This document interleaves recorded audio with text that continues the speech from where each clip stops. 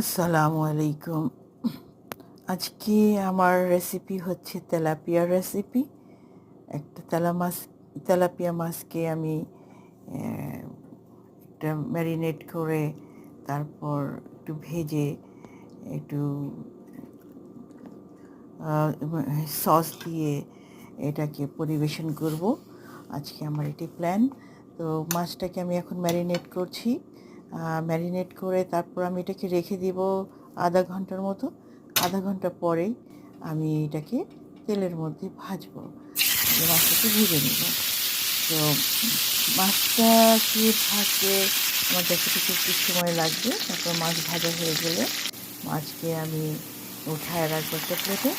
এরপর পেঁয়াজ, রসুন, তারপর কাঁচামরিচ, একটু টমেটো, এগুলি সব একটা মিক্স করে এটাকে আবার একটু কষাচ্ছি। যে আবার ধনিয়া পাতা দিয়েছি, সয়া সস দিয়েছি, এর মধ্যে একটা সস তৈরি করেছি ওটা মাছের উপরে দেওয়ার জন্য।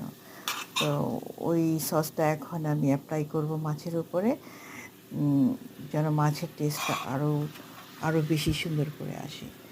তো সয়া সস থাকার জন্যে আরও একটা মজার একটা স্মেল, তারপর একটা টেস্ট আসবে, অনেক টেস্ট আসবে এটাতে।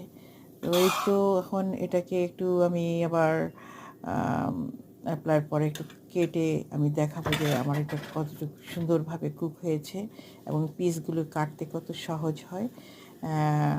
তখন ফ্যামিলির মধ্যে 2-4 জন একসাথে থাকলে ওটা এইভাবে কেটে কেটে পিস, যে আমি আগে তো ওগুলোকে একটুখানি স্লাইস করে রেখেছিলাম ভিতরে সব মশলা যাওয়ার জন্য।